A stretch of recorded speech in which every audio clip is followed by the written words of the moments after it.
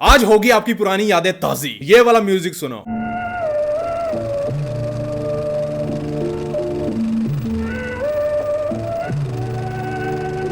अच्छा लगा तो अब ये वाला सुनो।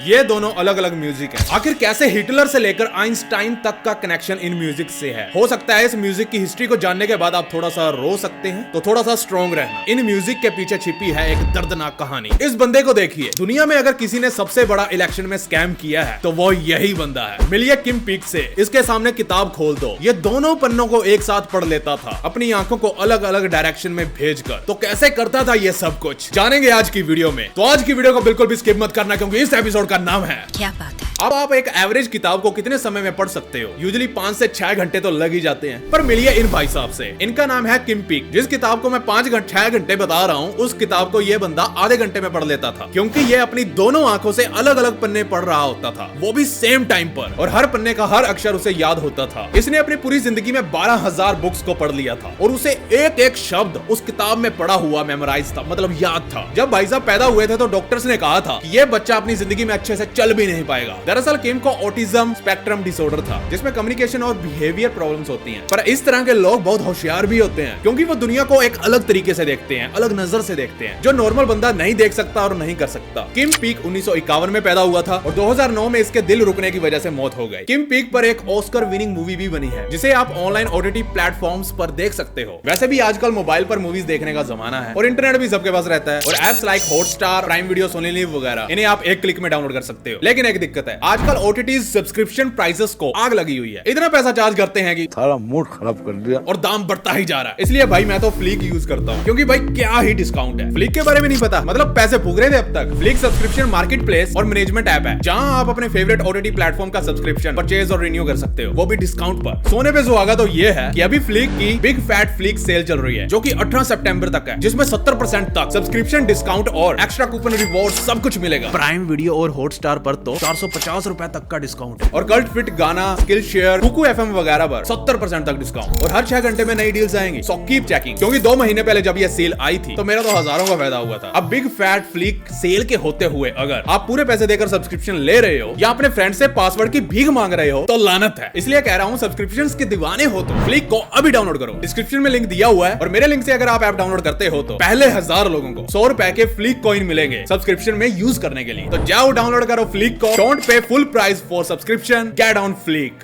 तो आते हैं टॉपिक पर। मिलिए दुनिया के सबसे बड़े फ्रॉड बंदे से। विजय माल्या की बात नहीं चल रही है, हम इलेक्शन वाले बंदे की बात कर रहे हैं। दोस्तों, हर देश में कई बार इलेक्शन फ्रॉड्स होते हैं। पहले पर्ची वाले में होते थे, अब ईवीएम्स में भी होने लगे हैं। बहुत से लोग झुटलाते हैं इस चीज को, बट होते हैं। मैं उन लोगों से डिसएग्री करता हूं। पर गाइस, इस दुनिया में एक ऐसा देश भी है जिसके इलेक्शन में एक ऐसा चुनाव फ्रॉड सामने आया जिसे गिनीज रिकॉर्ड मिला हुआ है for the most fraudulent election ever. जी हाँ, ये भी एक कैटेगरी है। इन झुंझुनूत से मिलिए। ये थे लाइबेरिया के फॉर्मर प्रेसिडेंट चार्ल्स किंग, और ये खिताब इन भाई साहब को ही मिला हुआ है। सन 1927 में जब लाइबेरिया में चुनाव हुए तो ये भाई साहब 2,34,000 वोट से जीत गए, और दूसरी पार्टी को सिर्फ 9,000 वोट ही मिले। अब आप कहोगे कि इसमें स्कैम कहां है? अब आपको एक चीज हैरान कर देगी गाइस, उस वक्त उस कंट्री में सिर्फ 15,000 वोटर ही थे। इतनी ही संख्या थी। जी हाँ, सिर्फ 15,000 वोट्स। तो ये कड़ुच्चल नाथ उनमें से 2,34,35,000 वोट्स कहां से लेकर आया? ये भगवान क्या जुल्म है। सबसे टुच्ची बात तो यह है कि इसे प्रेसिडेंट भी घोषित कर दिया गया। फिर इलेक्शन कराने की जरूरत ही क्या थी? काश इसे भी सासू माँ वाला डिसऑर्डर होता। मेरी एक शंका है। अब ये सासू माँ वाला डिसऑर्डर क्या है भाई? एक ऐसा डर जो हर लड़के को, ज्यादातर हर लड़की को होता है, और शायद आपको भी हो सकता है। और वो डर और भी ज्यादा होता है जब आप शादीशुदा हो, और उस डर का नाम है पैंथेराफोबिया। अब आप कहोगे कि हमने तो इस डर का नाम भी नहीं सुना है, तो हमें ये डर कैसे हो जाएगा? पैंथेराफोबिया अगर मुझे हो जाए तो ये एक ऐसा फोबिया है जिससे मुझे अपनी सासू माँ से डर लगेगा। हाँ, मैं कहाँ हूँ बहन? तेरी सासू माँ के घर में। देखो, नॉर्मल तो लगता है, मुझे भी लगता है, पर मेरी अभी सास नहीं है, होने वाली है। नॉर्मल तो सबको डर लगता है। तुम यहाँ खड़ी खड़ी क्या कर रही हो? जाओ जाकर काम पे लगो। पर इस फोबिया में हद से ज्यादा लगता है। होने वाली सासू माँ कोई कोना पकड़कर हंसने मत लग जाना। अब हम आपकी बचपन की यादों को ताजा करने वाले हैं। गाइस, मैं छोटा होता था तब मेरे दादाजी भी जिंदा होते थे। तब मेरे दादाजी रेडियो जब चलाते थे तो एक आकाशवाणी प्रोग्राम आता होता था जिसमें कई ट्यून्स वगैरह सुनने को मिलती थी। पहली ट्यून तो ये थी,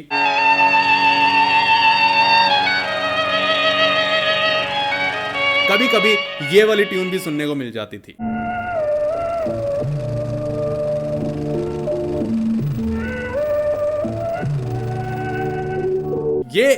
ये एक ऐसी मेलोडी है जिसे आज भी बंदा सुनता है तो कई बार कुछ लोगों के आंखों में आंसू आ जाता है, उसकी बचपन की सारी यादें ताजी हो जाती हैं। लेकिन इन ट्यून्स के पीछे बहुत ही तगड़ा राज छुपा हुआ है। चलो सबसे पहले बात करते हैं इस ट्यून की।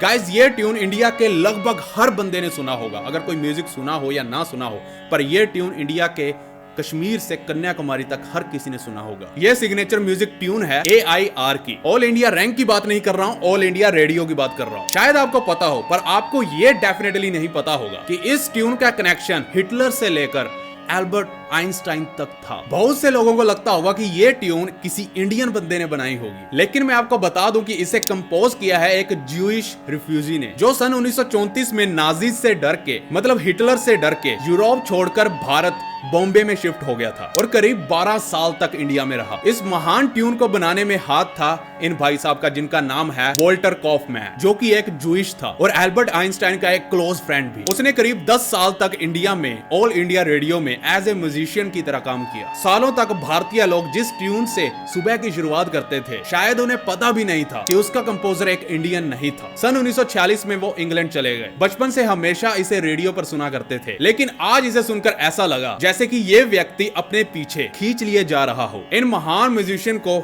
हमारी तरफ से शत शत प्रणाम। इस बंदे ने हमें यह सिखाया है कि जो म्यूजिक है वो यूनिवर्सल लैंग्वेज है, कोई जात पात धर्म इसके बीच नहीं आ सकता। No TV channel can replace Doordarshan. अब इस मेलोडी को सुनिए।